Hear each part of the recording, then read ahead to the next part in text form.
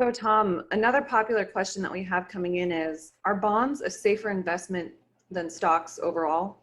Oh, yeah, it's a good question. Actually, let me pull up a little thing here that I keep. Here it is. I'll share my screen. This is from Vanguard. And I keep this up almost all the time just because I want to be able to show clients different levels of risk for different types of mixture stock and bond. So, but this would be a good way to look at it. So 100% fixed income. So fixed income is another word for bonds. And just keep in mind that a bond is you've lent some entity, a company or a government, money, let's say $1,000, and they're going to pay you back at some point in the future, and in between that, they're going to pay you an interest, right? So if you look here, the worst year since 1926 through 2019 was 1969. So this was a period of time where inflation was coming up a lot, and that makes bond values go down. And so you can see it actually lost 8%. And just, to give it a comparison down here, here's the 100% equity. Again, equity is another word for stocks. And so what they're doing here is you're buying a piece of the company and you're hoping that company continues to grow. In theory, is that should make your stock grow also, right? But if you look, the worst year here was 1931, where it was down 43.1%. Now, this is a full calendar year that they're looking at.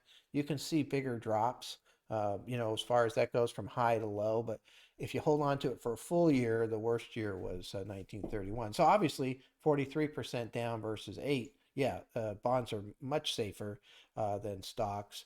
Although you kind of need to realize, the risks altogether, and that's why we tend to mix them together. So we can set different. So if you only wanted 40% stock and 60% bond, you can kind of see the different numbers. You can see the rates of return. I really like this little chart. I think it does a good job, and it goes back far enough so you can really see, kind of everything, at least that's transpired for quite a while.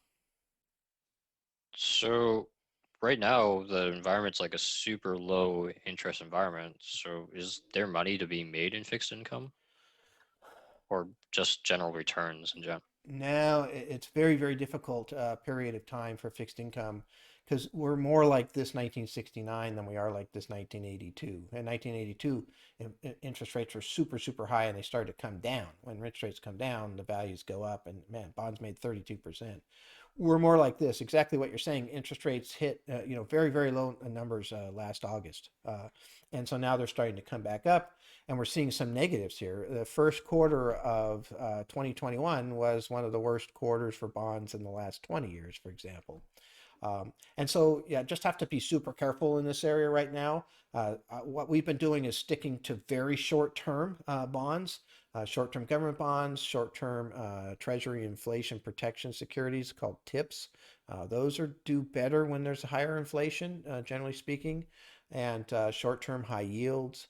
And we even use a couple of inverse bond positions because I think that they'll make money if the bonds come down. And I think we're heading into a period of higher inflation, higher growth, and it'll be a little bit of a hard time for bonds as far as that goes.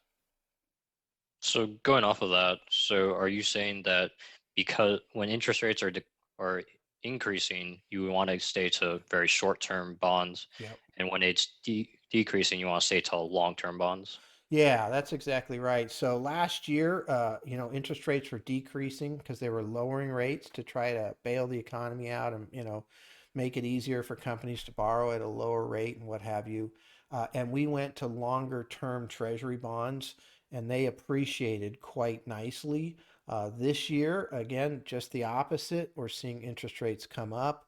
And so then you want to go, more short term. That's exactly right. So kind of depends on what you see happening as far as that goes as to how to play this bond portion of the portfolio.